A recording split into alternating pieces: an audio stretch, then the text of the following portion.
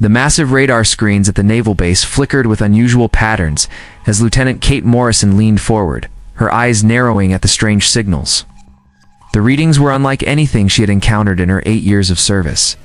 The signals pulsed with an odd rhythm, forming patterns that seemed almost like a message. She quickly contacted her superior officer, but they dismissed her concerns. Undeterred, Kate spent hours recording and analyzing the data. The signals grew stronger each day, and she noticed they followed a mathematical sequence that couldn't be natural. Meanwhile, in Washington, D.C., government analyst Peter Walsh sat in his dimly lit office, surrounded by screens displaying encrypted messages from around the world. His hands moved swiftly across his keyboard as he worked to decode what appeared to be warnings. The messages were clear. Earth was in danger. "This can't be right," he muttered, double-checking his calculations. The decoded messages spoke of incoming forces from distant galaxies, but his superiors laughed when he presented his findings. They called it a hoax, a prank by amateur radio enthusiasts. Across the globe, animals began acting strangely. At the San Diego Zoo, Dr. Linda Brooks watched in amazement as a group of gorillas started arranging their food in geometric patterns. In New York, dogs refused to leave their homes, howling at the sky. In Australia, kangaroos gathered in massive groups, moving in synchronized patterns. Kate Morrison and Peter Walsh connected through a secure government channel, sharing their findings. They discovered similar reports from Russia, China, and Europe, all ignored by authorities. The warning signs were everywhere, but nobody would listen. Dr. Brooks documented the changing behavior of animals under her care. The lion showed increased problem-solving abilities, opening complex locks with ease. Dolphins at the marine park started creating new vocalizations, communicating in ways never before observed. One evening, as Kate worked late at her station, the signals suddenly intensified. The patterns became clearer, forming what looked like a countdown. She immediately called Peter, who had just finished decoding a new batch of messages. "The warnings were right," Peter said, his voice shaking. "They're coming, and we're not ready." At the zoo, Dr. Brooks watched in astonishment as every animal fell silent simultaneously. The birds stopped singing, the lions ceased their roars, and even the insects became quiet. It was as if they were waiting for something. Kate gathered her evidence and drove to Washington, determined to make someone listen. Peter arranged a meeting with military officials, bringing years of decoded messages. Dr. Brooks flew in with her research, showing videos of the inexplicable animal behavior. The three of them stood before a panel of government officials, presenting their findings. The room fell silent as they showed their evidence. But before any decisions could be made, every electronic device in the building began emitting the same signal Kate had first detected. Outside, dogs across the city started howling in unison. Birds gathered in massive flocks, forming patterns in the sky. The animals knew something humanity had ignored. Earth's greatest challenge was approaching. Only by working together would they have any chance of survival. Warning signs had been there all along. Now, as Kate, Peter, and Linda watched the sky darken with approaching vessels, they realized that Earth's animals might be their only hope. The beasts of Earth were awakening, and they seemed ready for what was coming. The sky turned dark as massive ships appeared over major cities worldwide. Panic erupted in the streets as people ran for shelter. Military forces scrambled their jets, but their weapons seemed useless against the advanced vessels hovering above. In London, a remarkable figure emerged from the chaos. Queen Elizabeth Blackwood stood on the steps of Parliament, her presence commanding attention even as destruction rained down around her. She spoke with a voice that carried across the city, somehow reaching every ear despite the chaos. "We are not alone in this fight," she declared, as a pack of wolves emerged from the city parks, moving with purpose rather than fear. The wolves formed organized groups, leading civilians to safety while avoiding enemy fire. Commander John Hayes stood on the deck of his naval vessel, watching in disbelief as pods of dolphins began ramming the enemy ships that had emerged from the ocean. The marine mammals moved with military precision, their actions clearly coordinated and purposeful. In New York, bears broke free from the zoo, but instead of causing chaos, they formed protective lines around evacuation routes. People watched in amazement as the animals they had always feared now stood as their guardians. Queen Blackwood established a command center where both military leaders and animal behaviorists worked together. She seemed to possess an innate understanding of the changes happening to Earth's fauna. Under her guidance, the first coordinated defense efforts began to take shape. The enemy forces had expected an easy victory. They found instead a planet where every creature had become a defender. Cats prowled through cities, warning of approaching danger with precise timing. Dogs formed patrol units, working alongside human security forces. In the Pacific Ocean, Commander Hayes witnessed something extraordinary. A group of whales surfaced in formation, creating barriers that protected naval vessels from enemy attacks. The massive creatures seemed to understand military tactics, working in perfect sync with human ships. Queen Blackwood moved through the command center, coordinating with military leaders while receiving reports about animal activities worldwide. She showed no surprise at these developments, as if she had always known Earth's creatures held this potential. The first real victory came when a combined force of Eagles and fighter jets drove back an enemy assault on Chicago. The birds flew in perfect formation with the aircraft, their natural agility allowing them to dodge enemy fire while leading targets into the jet's firing range. In Central Park, a group of squirrels and pigeons formed an early warning system, alerting defense forces to incoming attacks. Their simple yet effective network spread across the city, saving countless lives. Commander Hayes ordered his fleet to follow the whale's lead, resulting in the first successful naval counterattack. The enemy ships, focused on human vessels, never expected attacks from below the waves. As the day drew to a close, Queen Blackwood addressed the world again. "We ignored the warnings," she said, "but Earth itself did not. Our planet's defenders have awakened, and together we will show our enemies the true strength of our world." The enemy forces began to pull back, clearly unprepared for this level of resistance. They had expected to find a vulnerable planet, but instead discovered a world where every living creature had become a warrior. In military bases across the globe, soldiers began adapting their strategies to work with their new allies. The animals showed not just intelligence, but tactical awareness, understanding complex battle plans and contributing their own unique abilities to the fight. Dr. William Carter worked frantically in his genetics lab, examining blood samples from various animals. His discovery shocked the scientific community. Ancient DNA sequences were activating in every species on Earth. These dormant genes, previously thought to be junk DNA, were now coming alive. In the Rocky Mountains, a pack of wolves coordinated with army rangers to protect key military installations. The wolves showed unprecedented tactical awareness, using their enhanced intelligence to set up ambush points and patrol routes.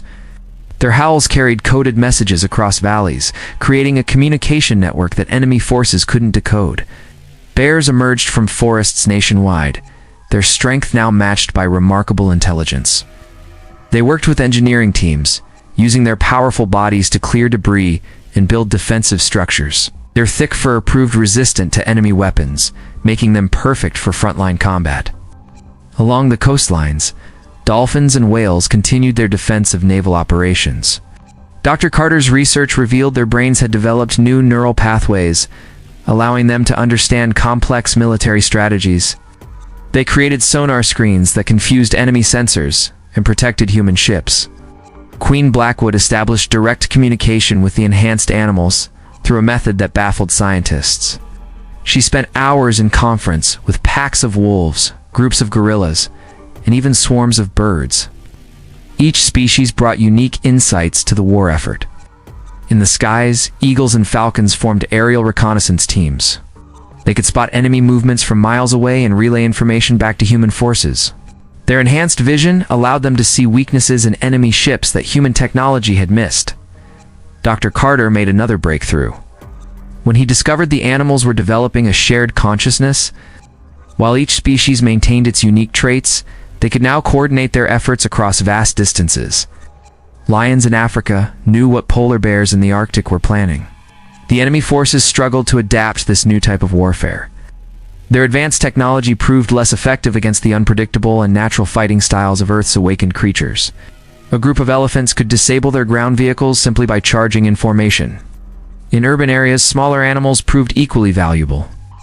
Rats formed intricate spy networks, gathering intelligence from enemy-occupied buildings. Cats moved silently through city streets, marking targets for military strikes with incredible precision.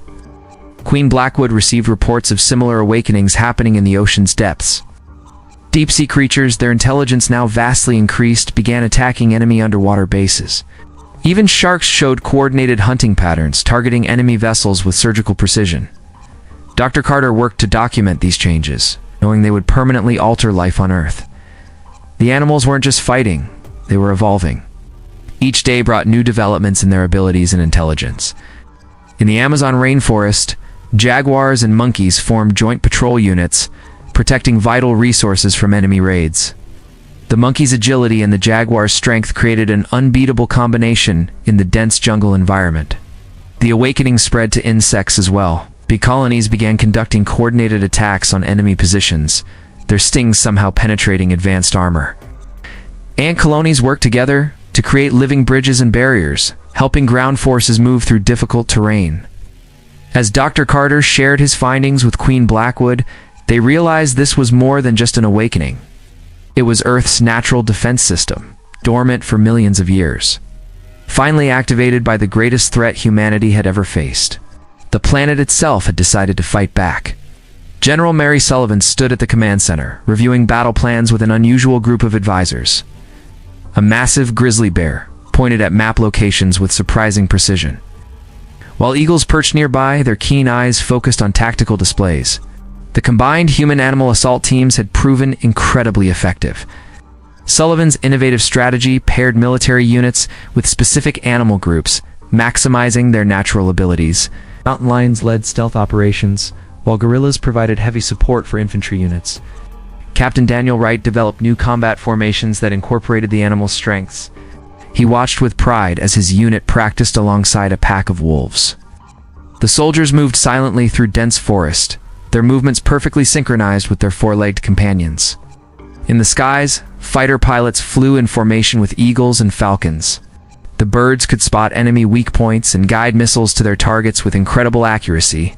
Their enhanced intelligence allowed them to understand complex attack patterns and adapt quickly to changing situations. Elephants proved invaluable in urban combat. Their thick hides deflected enemy fire, while their strength could clear blocked streets or create new pathways through buildings. They worked closely with engineering teams, helping to rebuild defensive structures under fire. Queen Blackwood received regular updates from the front lines. The reports showed increasing success as animals and humans learned to fight as one force. She spent hours coordinating with different species, ensuring their unique abilities were used effectively. Whales and sharks patrolled the oceans and organized hunting groups. They disrupted enemy supply lines and protected human ships with fierce determination. Deep-sea creatures guarded underwater communications cables, preventing enemy attempts to cut off global coordination. In the African savannas, lions and cheetahs formed rapid response teams. They could cross difficult terrain faster than any vehicle, carrying vital intelligence or medical supplies between human outposts. Their speed and strength made them perfect for quick-strike missions. General Sullivan implemented a new tactic using birds as communication relays. When enemy forces tried to jam radio signals, hawks and pigeons carried messages between units, maintaining unbroken communication lines. Their enhanced intelligence meant they could memorize and deliver complex instructions accurately. The enemy forces struggled against these unconventional tactics. Their advanced technology proved less effective against the unpredictable nature of animal attacks. A group of bears could disable their tanks more efficiently than traditional anti-armor weapons. Captain Wright's unit achieved a major victory when they reclaimed a captured city. Wolves scouted ahead, detecting ambush points, and gorillas cleared barriers while birds provided overhead surveillance. The operation succeeded with minimal casualties, proving the effectiveness of the new combat doctrine. Underground badgers and moles created tunnel networks that allowed troops to move undetected. They could sense vibrations from enemy movements and warn of approaching danger. Their tunnels undermined enemy fortifications, causing them to collapse at crucial moments. Even small animals played vital roles. Squirrels and raccoons gathered intelligence, their presence ignored by enemy forces until it was too late. They could access areas too small for human scouts, bringing back valuable information about enemy positions.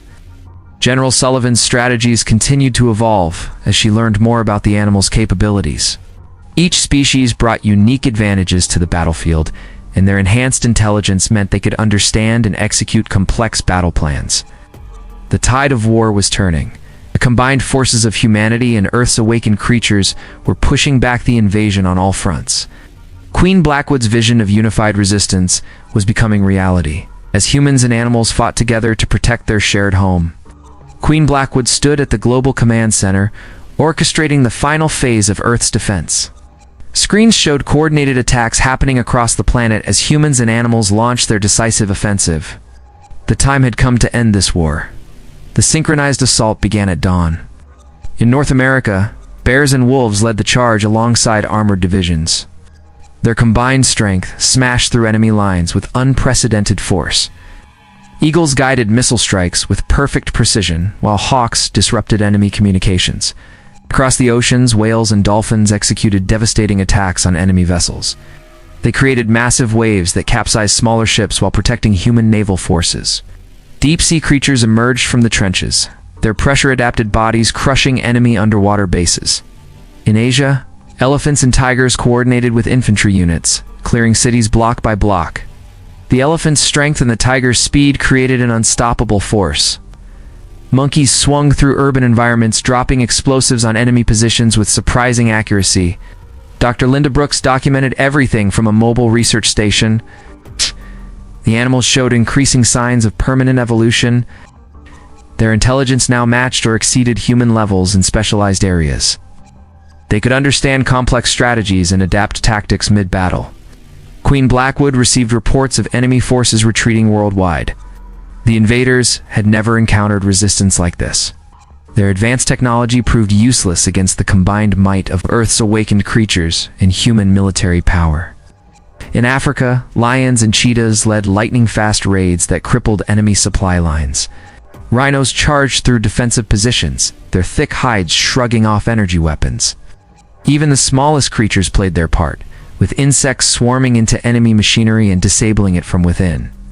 The skies filled with birds of prey, coordinating with fighter jets in complex attack patterns. They created aerial screens that confused enemy targeting systems. While leading human pilots to weak points in enemy ships, the combined air force proved unbeatable. Captain Daniel Wright led a crucial mission to capture the enemy's main command center. His troops moved in perfect sync with a pack of wolves, while guerrillas provided heavy support. Birds scouted ahead, reporting enemy positions through the new communication networks. Underground, burrowing animals had weakened enemy fortifications throughout the war. Now they collapsed these positions on command, trapping enemy forces and creating chaos in their ranks. The coordination between species had reached perfection. Queen Blackwood initiated the final phase of the counterattack. Every creature on Earth moved as one, following her strategic vision. The enemy forces, facing attacks from every direction, began a full retreat from the planet. Dr. Brooks watched in amazement as animals celebrated alongside humans. The changes in their behavior and intelligence were permanent. Earth had awakened its defenders, and they would remain vigilant against future threats. The victory marked the beginning of a new era. Humans and animals established a planetary defense network, with each species contributing its unique abilities. Whales patrolled the oceans, birds monitored the skies, and land animals maintained constant surveillance of their territories. Queen Blackwood addressed the world one final time as enemy ships disappeared from Earth's orbit. She spoke of unity between all Earth's creatures and the strength they had found together. The planet had changed forever, its inhabitants now bound in a partnership that transcended old boundaries. The war ended, but Earth's beasts remained awake. They continued to evolve, their intelligence growing alongside their bond with humanity. Dr. Brooks and her team worked to understand these changes. Knowing they had witnessed the beginning of a new chapter in Earth's history, the galaxy had ignored their pleas, but in doing so, had awakened Earth's greatest defenders.